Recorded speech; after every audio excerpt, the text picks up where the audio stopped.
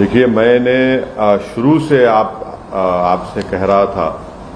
कि उत्तर प्रदेश में बीजेपी की सरकार रूल ऑफ लॉ के तहत सरकार को नहीं चला रही है, बल्कि रूल बाय गन को चला रही है। और ये पिछले 2017 से जब से बीजेपी की गवर्नमेंट बनी ये सिलसिला चल रहा है। और हर बार जब कभी भी हम मीडिया से बात करते थे, बल्कि हम अपने भाषण में, अपने स्पीचेस में इस बात को दोहरा रहे थे, मगर अफसोस इस बात का है कि आप लोग सिर्फ ये समझ रहे थे कि हम रेटरिक के तौर पर उसका इस्तेमाल कर रहे हैं। हम आप लोगों को और देश के सामने आंकड़े रखे कि कैसे लोगों को गोली से निशाना बनाया जा रहा है, और जिससे भारत का संविधान में लोगों का यकीन कम होगा, जिससे हमारे कोर्ट्स में, जजेस में, पब्लिक प्रोसिक्यूटर को उनका काम करने की इजाज़त नहीं दी जा रही थी। तो ये हुआ, और हम इसका, मेरे पास अल्फाज नहीं है इसका कंडेम करने के लिए, इसकी मजम्मत करने के लिए, मगर एक बात यकीनी है कि ना सिर्फ भारत के मुसलमान बल्कि पूरे भारत के वो सिटीजन्स जो रूल ऑफ लॉ पर यकीन करते हैं, जो कोर्ट्स पर यकीन करते हैं, जो संविधान पर यकीन करते हैं, वो आज अपने आप को कल की इस दरिंदगी और बेदर्दी के साथ जिन लोगों को मारा गया, जो जुडिशियल कस्टडी में थे, जुडिशियल कस्टडी में थे, उन पर कन्विक्शन हो गया था, उनको अदालत से वो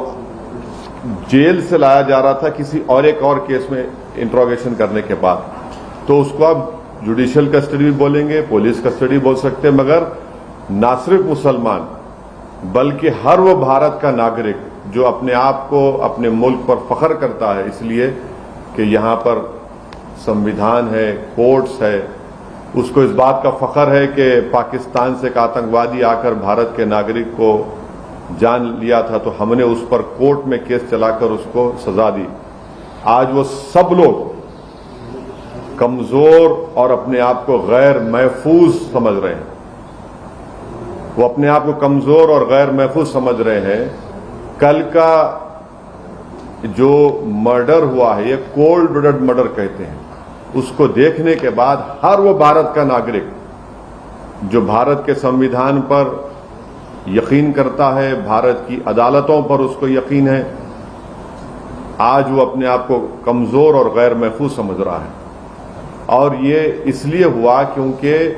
जो लोग सत्ता की कुर्सियों में बैठे हुए हैं, उनमें राय बराबर भी, जो अंग्रेजी का वर्ड है, ना कंपैशन है, ना उनमें ह्यूमैनिटी है, ना उनमें रहम है, ना उनमें इंसानियत है। ये जो कल का वाकया हुआ, आप बताइए मेरे को, ये तो कोई ऐसा नहीं है कि कोई जाकर फौरन किसी को गोली मार दिया।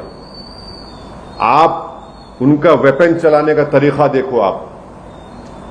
जिस तरीके से वो लोग आए, और उनका हाथ स्टिल है एकदम। मुझे भी वेपन चलाना आता है,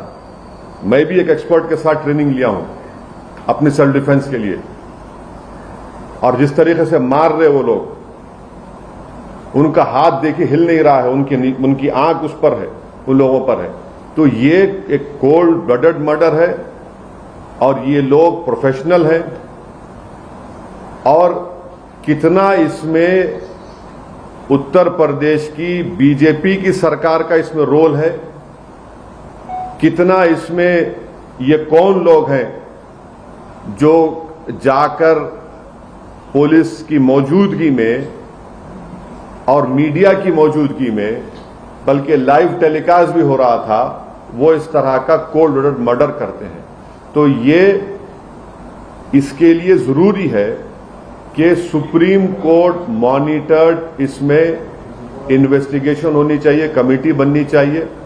मैं सुप्रीम कोर्ट से दरख्वास्त करता हूं, प्लीड करता हूं, क्योंकि 28 मार्च के दिन सुप्रीम कोर्ट ने एक फैसला दिया था कि कल जो लोग मारे गए उसमें से एक शख्स ने, जो एक मुसलमान एक्स एमपी है, जो एक मुसलमान एक्स एमपी है, वो कोर्ट को गए थे कि मेरी जान को खतरा है सुप्रीम कोर्ट को, तो सुप्रीम कोर्ट ने यह कहा था कि जब आप जुडिशियल कस्टडी में है और आपको पुलिस कस्टडी में लेकर जा रहे तो स्टेट की जिम्मेदारी है। अब सुप्रीम कोर्ट इस मसले को सो मोटो ले और सुप्रीम कोर्ट एक कमेटी बनाए, सुप्रीम कोर्ट एक इन्वेस्टिगेशन टीम बनाए, टाइम बाउंड तरीके से उनको टाइम दिया जाए और उस इन्वेस्टिगेशन टीम में उत्तर प्रदेश का कोई भी ऑफिसर ना हो। एक टाइम बाउंड तरीके से वो इन्वेस्टिगेशन टीम बननी चाहिए जो सुप्रीम कोर्ट को रिपोर्ट करे और एक टाइम बाउंड मैनर में वो इन्वेस्टिगेशन मुकम्मल होना चाहिए, क्योंकि ये बात कोई भी यकीन नहीं कर सकता कि ये लोग सिर्फ उठकर आए, कौन इनको बोला वहां पर, इनका बैकग्राउंड क्या है और कैसे वो लोग इस तरह घुस गए वहां पर और क्यों पुलिस ने उनको रोका नहीं। तो ये जरूरी है, हम तो सुप्रीम कोर्ट से उम्मीद करते हैं कि सुप्रीम कोर्ट इस मसले को सो मोटो लेगा, एक इन्वेस्टिगेशन टीम सुप्रीम कोर्ट बनाएगा जो सुप्रीम कोर्ट को रिपोर्ट करेंगे और उसमें बेहतर होगा कि कोई भी उत्तर प्रदेश का ऑफिसर ना हो, क्योंकि उनकी मौजूदगी में, उनकी कस्टडी में इन दो लोगों की हत्या की गई।